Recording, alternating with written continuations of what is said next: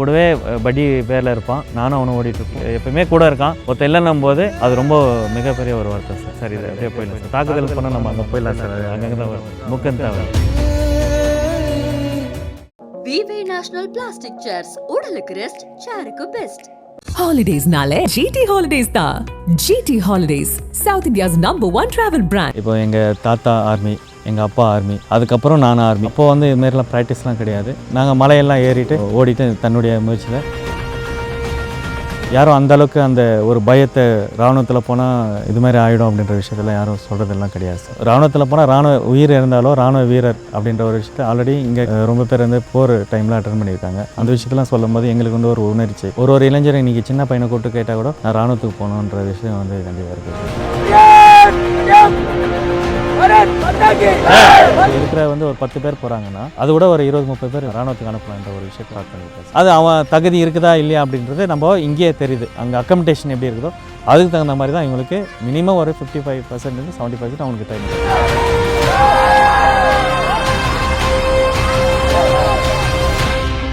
முன்னாள் இராணுவ அதிகாரி திரு ஏழுமலை அவர்கள் நம்மளோட இணைஞ்சிருக்காரு. வணக்கம் சார். புரியுது சார். நீங்கள் ஆர்மியில் இருக்கும்போது இப்போது ரொம்பவே அது ஒரு குரூஷியலான விஷயங்கள், அங்கே நிறைய இறப்புகளை பார்த்துருப்பீங்க, ஆனால் நிறைய சண்டைகளை பார்த்துருப்பீங்க. டெய்லியுமே புல்லட் சவுண்டு கேட்டுக்கிட்டு இருக்க மாதிரி சூழ்நிலைகள் இருக்கலாம். எதிரிகளுடைய தாக்குதலை வந்து எதிர்பார்த்துக்கிட்டே இருக்கக்கூடிய ஒரு கட்டாயம் இருக்கும். உங்களுடைய இராணுவத்தில் மறக்க முடியாத ஒரு எக்ஸ்பீரியன்ஸ் என்ன சார் சொல்கிறீங்க? 2001லேருந்து பார்த்தீங்கன்னா சார் ட்ரைனிங்கே அவங்க ஆர்டர் தான் இருக்கும். இப்போது அங்கே எக்ஸ்பீரியன்ஸ் என்ன பார்த்தீங்கன்னா, சில விஷயங்கள்லாம் கூட இருக்கும்போதே வந்து ட்ரைனிங் பண்ணும்போது கொஞ்சம் சில காயங்கள்லாம் படும். அந்த காயத்தை வந்து நாங்கள் வந்து பயப்படுவோம். அடிபட்டுச்சு, ரன்னிங் ஓட்டே இருப்பான், லாங் ஜம்ப் ஹை ஜம்ப் பண்ணும்போது கால் ட்விஸ்ட் ஆகிடும், அடிபட்டுரும். அவங்க வேறு இது பண்ணிவிட்டு 1 வீக் 2 வீக்கு இது தான் வரும், இல்லை ஒரு 1 மந்த் தான் பார்த்து வருவாங்க. அப்பயே எங்களுடைய குருங்களாம் என்ன சொல்லுவாங்கன்னா, அங்கே ட்ரைனிங் பண்ணுவாங்கன்னா இதுக்கெல்லாம் யாரும் பயப்படக்கூடாது. கூடவே படி பேரில் இருப்பான், ஓடிட்டுருப்பான், நானும் அவனும் ஓடிட்டுருப்போம், அடிபட்டுரும். அந்த சின்ன சின்ன காயங்களை வந்து எங்களுக்கு வந்து அப்பயே வந்து ட்ரைனிங் மூலிமா கற்றுக் கொடுத்துருவாங்க. இப்படி தான் இருக்கும், இந்த விஷயத்தெல்லாம் எடுத்துகிட்டு போகணும் அப்படின்ற விஷயத்தை தைரியத்தை கற்றுக் கொடுப்பாங்க. அதுக்கப்புறம் பார்த்திங்கன்னா சில ட்ராவல் பண்ணும்போது மறுபடியும் ரெஜிமெண்ட் வரும்போது சில விஷயங்கள்லாம் நடக்கும் சார். அந்த விஷயத்தில் வந்து தைரியம் கொடுக்குறதே வந்து எங்கள் கூட எப்பவுமே கூட இருக்கான். ஒருத்தர் இல்லைன்னும் போது அது ரொம்ப மிகப்பெரிய ஒரு வருத்தம் சார். அப்படி நடந்தது உண்டா சார்? நீங்கள் உங்கள் கூடயே இருக்கிறவங்க சடனாக ஏதோ ஒரு தாக்குதலுக்குள்ளாகி? இல்லை சார். இன்னொரு விஷயம், தாக்குதல்ன்றதை விட சார் இது அப்படியே போயிடலாம் சார். தாக்குதல் போனால் நம்ம அங்கே போயிடலாம் சார். அங்கங்கே தான் வரும், முக்கம் தான் வரும். Ready, front row, second, third.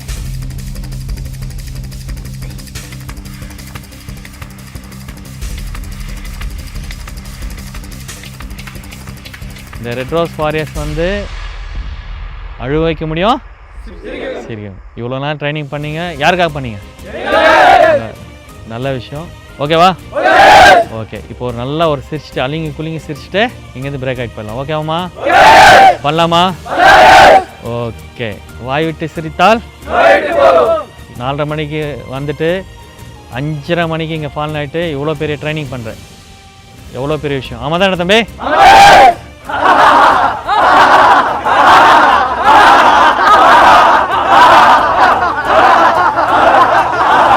Right ஆகிட்டீங்களா தம்பி? இந்த மரம்லாம் தூக்க முடியுமா தம்பி? தூக்க முடியாதா? நேராக ஓடி போய் தென்னை மரம் தூக்கி தள்ளி வைக்க பார்க்கலாம். ரெடி, கோ. ஒத்த 2 படி.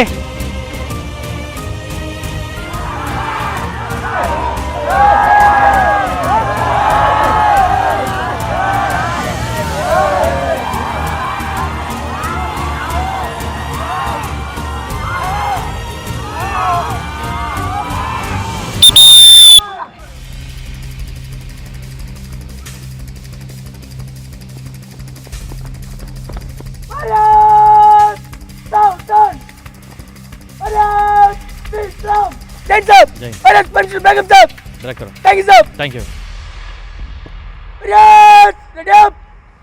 भारत माता की, भारत माता की, भारत माता की, डंडा स्वराज के, डंडा स्वराज के, डंडा स्वराज के. Down. शाबाश. Okay, सावधान. Line third. Ready, go.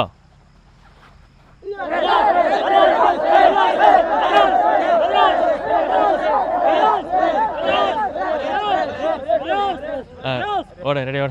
ஆர்மியில் நிறைய ட்ரைனிங் வந்து வித்தியாசமான விஷயங்கள்லாம் நாங்கள் பார்த்தோம். பனிஷ்மெண்ட்டே எங்களுக்கு வித்தியாசமாக இருக்கும்போது மரத்தை டக்குன்னு போயிட்டு தூக்குற மாதிரி ஒரு காட்சி பார்த்தோம். எதுக்காக அப்படி? சார் இப்போ பார்த்தீங்கன்னா ஆர்மியில் வந்து முடியாதுன்றது யாரும் டாஸ்கில் வந்து முடியாது அப்படின்னு யாரும் பேக் ஆக மாட்டாங்க.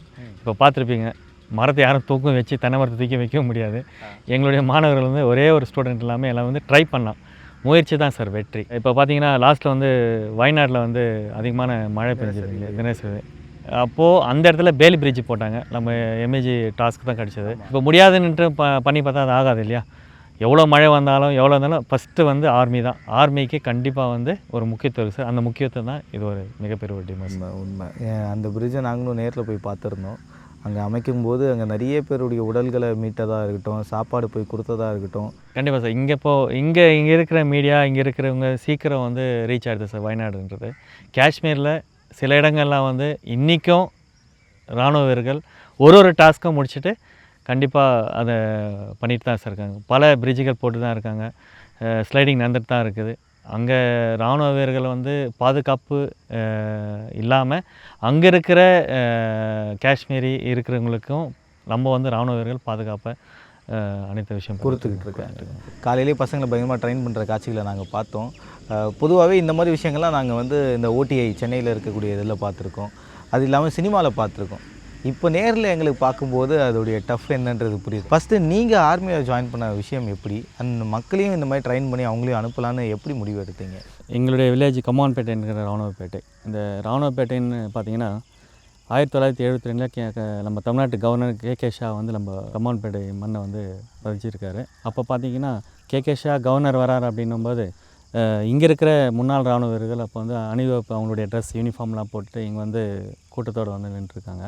அந்த டைமில் வந்து அப்போது அவருக்கு கவர்னர் கே ஷா அவர் வந்து என்னப்பா இந்த இடத்துல வந்து இவ்வளோ ஒரு பட்டாளம் நம்ம பார்க்குறோமே, அன்றைக்கி அவரை இந்த அணிவகுப்பு இங்கே இருக்கிற அவங்களுக்கு மரியாதை செலுத்தினால இந்த மண் வந்து ரொம்ப வீரமான மண் அப்படின்ட்டு ராணுவப்பேட்டைன்னு சொல்லிட்டு. ஸோ நீங்களும் ஆர்மியில் வந்து பணியாற்றிட்டு இருக்கீங்க. ஸோ உங்களுடைய சேவையும் மக்களுக்கு ரொம்ப முக்கியமானது. ஸோ எத்தனை காலம் வந்து ஆர்மியில் இருந்தீங்க சார்? சார் நான் வந்து 2001 2018 வரைக்கும் இராணுவத்தில் பண்ணியிருக்கேன் சார். என்னுடைய சென்டர் வந்து எம்ஏஜி சென்டர். அந்த எம்ஏஜியில் இருந்துட்டு பல விஷயம் கற்றுக்கூடிய விஷயம். ஏன்னா இங்கேருந்து இப்போ எங்கள் தாத்தா ஆர்மி, எங்கள் அப்பா ஆர்மி, அதுக்கப்புறம் நான் ஆர்மி. ஃபஸ்ட்டுலாம் விஷயம்லாம் எங்களுக்கு தெரியாது, இராணுவம்னா என்னன்றது விஷயம் தெரியாது. ஆனால் வந்து வீட்டில் இருக்க அம்மாலாம் சொல்லுவாங்க, இதுமாரி அப்பா வந்து ஆர்மியில் இருக்காங்க. குறிப்பிட்ட வயசு வரைக்கும் எங்களுக்கு தெரியாது ஆர்மினா இராணுவம்னு தெரியாது. அதுக்கு முன்னெல்லாம் கேட்போம், அப்பா எங்கே இருக்காங்கன்னா ஆர்மியில் இருக்காங்க அப்படின்ற விஷயம் சொல்லுவாங்க. அதுக்கப்புறம் தான் படித்து முடித்த பிறகு நாங்கள் வந்து இங்கே இருக்கிறவங்க எல்லாமே பார்த்திங்கன்னா ஆர்மிக்கு போகணுன்ற லைனில் வந்து எங்களுடைய ஃப்ரெண்ட் சர்க்கிள் அந்த ஏஜில் வந்து எல்லாமே கேட்போம் ப்ராக்டிஸ். அப்போது வந்து இதுமாரிலாம் ப்ராக்டிஸ்லாம் கிடையாது. நாங்கள் மலையெல்லாம் ஏறிட்டு ஓடிட்டு தன்னுடைய முயற்சியில் அப்பா வந்து எம்ஏஜின்றதுனால நானும் வந்து அதே சென்டருக்கு எம்ஏஜிக்கு போனேன் சார். பொதுவாகவே ஆர்மி அப்படின்ற விஷயம் வந்து சின்ன வயசில் சும்மா விளையாட்டுக்கு சொல்லலாம், நானும் நாட்டுக்காக ஆர்மியில் வந்து ஜாயின் பண்ணணும், டாக்டர் ஆகணும், ஆஸ்ட்ரோநாட் ஆகணும், இந்த மாதிரிலாம் சும்மா ஒரு ஸ்லாம் புக்கில் எழுதுறதுக்கு ஒரு வார்த்தையாக சொல்லியிருப்பாங்க. வெகு சில பேர் தான் ஆர்மின்றது என்னன்றது புரிஞ்சுக்கிட்டு அதோடைய பற்றோட ஆர்மியில் ஜாயின் பண்ணணும் அடம்பிடிச்சு போய் ஜாயின் பண்ணுவாங்க. நாட்டுக்காக உயிர் தியாகம் பண்ண வேண்டிய ஒரு கட்டாயம் இருக்கும். நிறைய பேருடைய வீட்டில் ஒத்துக்க மாட்டாங்க. எப்படி வந்து பரவாயில்ல நாட்டுக்காக சேவை செய்யலான்னு அதுவும் ஜென்ரேஷனாக ஜாயின் பண்ணி இப்போ பார்த்தீங்கன்னா அதனுடைய இராணுவ இங்கே கம்மான்பேட்டில் வந்து பார்த்தீங்கன்னா யாரும் அந்தளவுக்கு அந்த ஒரு பயத்தை இராணுவத்தில் போனால் இது மாதிரி ஆகிடும் அப்படின்ற விஷயத்தில் யாரும் சொல்கிறதெல்லாம் கிடையாது சார்.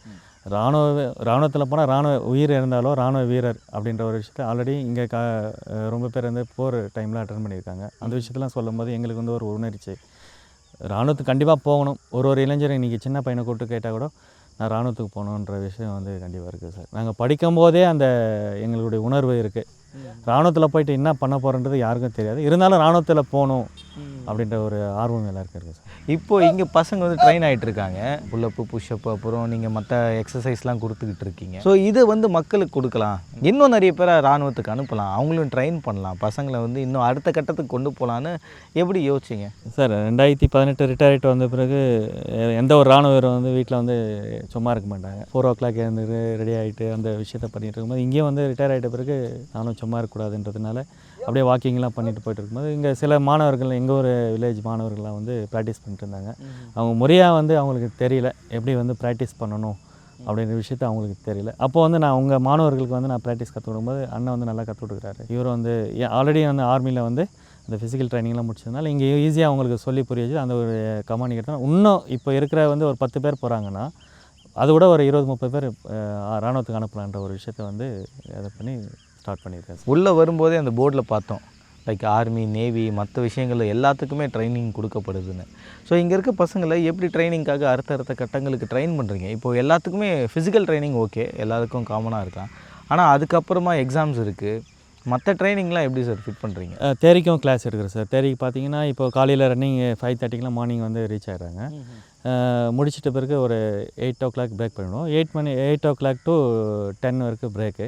அதுக்குள்ளே பிரேக்ஃபாஸ்ட்லாம் பண்ணிவிட்டு 10 மணிக்கு மீண்டும் வந்து கிளாஸ் ஸ்டார்ட் ஆகும் சார். அந்த கிளாஸில் பார்த்தீங்கன்னா அவங்களுக்கு தேவையான syllabus, maths, reasoning, GK question, இந்த நாட்டுடைய மொத்தமே எடுத்துகிட்டு வந்து அவங்களுக்கு தெரியாக வந்து சொல்கிறோம்.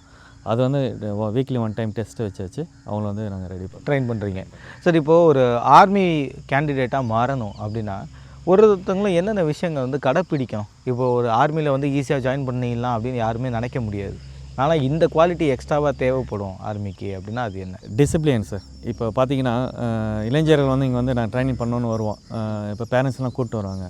அவங்க பார்த்தீங்கன்னா என் பையன் வந்து கண்டிப்பாக நீங்கள் பண்ணுற ட்ரைனிங்லாம் பிடிப்பான் சார், அவன் எவ்வளோ கஷ்டம் பண்ணாலும் தாங்குவான் சார்ன்ற விஷயத்த சொல்லுவாங்க. அவன் பார்த்தீங்கன்னா முடியெலாம் யாரெல்லாம் ரொம்ப அதிகமாக வச்சுட்டு வருவான். ஓகே, கம்பல் போட்டு இருப்பான், வேறு எதனா கையில் ரிங்கு, செயின் எல்லாம் போட்டு வருவான். அப்போ வரும்போதே அவங்க இன்ட்ரோ கொடுக்கும்போதே வந்து சேர்க்கும்போது அந்த விஷயத்த நான் கேட்பேன், தம்பி இதெல்லாம் ரிமூவ் பண்ணி எடுத்துரு, அப்படி வந்தால் தான் நான் அட்மிஷன் போடுவேன். அந்த விஷயத்துலேயும் அங்கேயே கண்டுபிடிச்சிடலாம் இவன் வருவானா வருமாட்டானான்னு. அது ஒன்று. இன்னொன்று பார்த்தீங்கன்னா பேரண்ட்ஸ் கூட்டின்னு வந்து அட்மிஷன் போட்டு ட்ரைனிங் ஸ்டார்ட் ஆகும்போது இவ்வளோ கொடுக்குற ட்ரைனிங் அவன் தாங்குறானா, இந்த நாட்டுக்காக அவனுக்காக ஒரு ஃபிசிக்கலும் ஒரு தியரியும் நம்ம கற்றுக் கொடுக்குறோம், இருந்தாலும் இது தாங்குறானா. இங்கே டிசிப்ளின் தான் இருக்குது. ஹாஸ்டல் இருக்காங்க, காலையில் எழுந்துட்டு அவங்களுடைய படுக்கை ஏரியா மொத்தம் க்ளீன் பண்ணிட்டு சுத்தமாக வச்சுட்டு, அது இல்லாமல் வந்து வெளியெல்லாம் ஏரியாலாம் க்ளீன் பண்ணிட்டு தான் இவங்க வந்து மார்னிங்கே வராங்க. இந்த விஷயமே அவங்க தாங்குறாங்களா இல்லையான்றது அதிலே தெரிஞ்சிடும். சில பேர் என்ன பண்ணுவோம், இங்கே வந்து ட்ரைனிங் கஷ்டமாக இருக்குது அப்படின்னு சொல்ல மாட்டான், தண்ணி செட் ஆகலை, சாப்பாடு ஏதாவது குறைய சொல்லிட்டு அவங்க போய்டும். இங்கே ஸ்ட்ரெயிட்டாக சொல்லாமல் வேறு அப்போ இங்கேயே நாங்கள் என்ன பண்ணிடுறோம், ஃபில்ட்ரேஷன் பண்ணிடுறோம். அது அவன் தகுதி இருக்குதா இல்லையா அப்படின்றது நம்ம இங்கேயே தெரியுது. அப்போ இராணுவத்தில் வந்து எல்லா இடத்துலையும் வந்து எல்லா இடத்துலையும் வந்து எல்லாமே ஒரு ஃபெசிலிஸ்ட் கிடைக்குமானா எதுவும் கிடைக்கிறது. அந்த இடம் தான் இது. அதே ப்ராசஸ் தான் அவங்களுக்கு. நம்மளுக்கு என்ன தேவை, அங்கே அக்கமடேஷன் எப்படி இருக்குதோ அதுக்கு தகுந்த மாதிரி தான் இவங்களுக்கு மினிமம் ஒரு 55% 70% அவங்களுக்கு ட்ரைனிங் கற்றுக் கொடுக்குது. ரொம்ப சிறப்பு சார், ரொம்ப நன்றி. Thank you sir. Vive national plastic chairs, உடலுக்கு ரெஸ்ட், சேருக்கு best. Holidays nale GT Holidays da. GT Holidays, South India's #1 travel brand.